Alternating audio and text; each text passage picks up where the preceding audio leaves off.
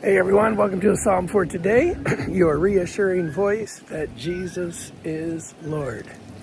One of the greatest moral responsibilities, Christian vocation, and personal relationship keys is self-giving. Welcome to my morning walk here in Bangkok. For God so loved the world that he gave his only begotten Son indicates to us that God is self-giving because his Son, though separate, is one with the Father. Jesus said, I and the Father are one. Therefore, the most beloved scripture of all time, John 3:16, reminds us that God is self-giving. We are like God when we give of ourselves. What comes to mind today is how we practice self-protection, how we seek to protect the self. And in protecting the self, we become unlike God. We protect the self through exercising power.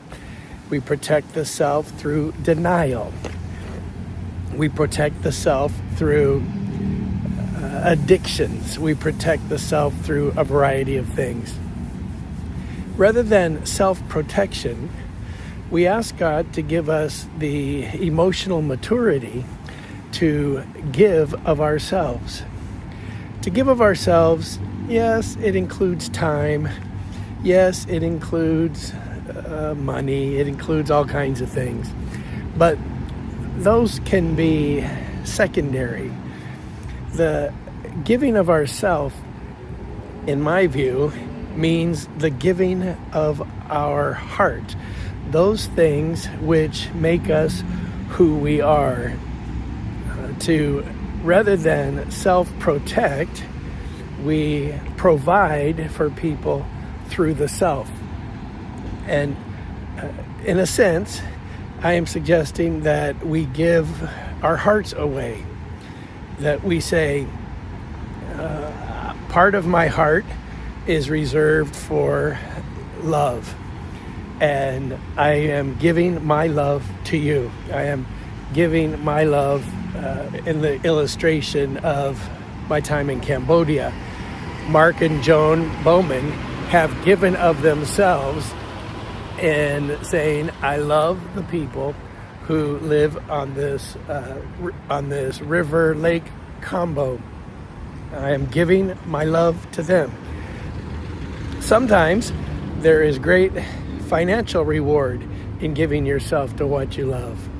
Let's say you love technology XYZ and you gave your life to XYZ. It can produce a huge economic return. But most of the time in the kingdom, we aren't referring to giving of ourselves to things as much as we are concerned with giving of ourselves to people. In what way today can I give of myself? Can I give of my heart for the betterment of people? And the goal, I believe, is relationship. One of the arguments I get into with people is relating to the alm. When we give the alm, the Bible teaches that we are to do private almsgiving. This almsgiving is secret even to ourselves. The worst thing that could happen in the giving of an alm is we become proud, because pride makes devils. And so Jesus is saying, give your alm privately. Don't let your right hand know what your left hand is doing. However, the same passage then goes on to say, let your light so shine before men that they may see your good deeds and glorify your Father in heaven. So there is the private alm, but then there is the let men see your good deeds and glorify your Father in heaven, the public gift. And by public, I don't mean making a scene. I just mean it's not a secret. And I think that this giving of ourselves allows us to build relationship. The alm is not intended to build relationships. If Sally receives a blessing and she doesn't know from whom it came, it can help build her relationship with God, but it does not help her relationship with whoever gave the private alm. The giving of ourselves is intended to build friendship. It's intended to build relationship. It's intended to say, I'm giving part of my heart to you so that you know that you are loved. And I'm thinking here in Bangkok, if I count the number of close friends I have in Bangkok, it's probably 10 or less. How can I give of myself today to those 10 people? Or what if I would like it to go from 10 to 20? How can I give of myself? How can I give part of my heart? How can I give part of what makes me who I am to someone? Now, we run the risk of that part of our heart being rejected. We run the risk of that part of our heart being misquoted. Every pastor knows that. You give your heart to somebody in ministry and in love and in self-sacrifice, and people misunderstand it, twist it, maybe sometimes intentionally, and comes back to haunt you. When I was young, they would warn young pastors, you're going to be out there fighting the devil, hand-to-hand combat, and one of your teammates will stab you in the back. I think that's less common as we develop the skill set of each giving of ourselves for the betterment of humanity. Now, we can give our skill sets. Today, I'm going to use my skill sets, the things I've developed over the years, the trainings that I've received, the experience. I'm going to use my skill sets to help people. That is not the same thing as saying, okay, in addition to my skill sets that I'm sharing with you today, I want you to know that I'll be authentic. I will give you my authentic self. I will give you my genuine self. I will give you my unprotected self. And I want to encourage you, I want you to encourage me to give our authentic selves to people. Now, I don't drink alcohol, never have, hopefully never will.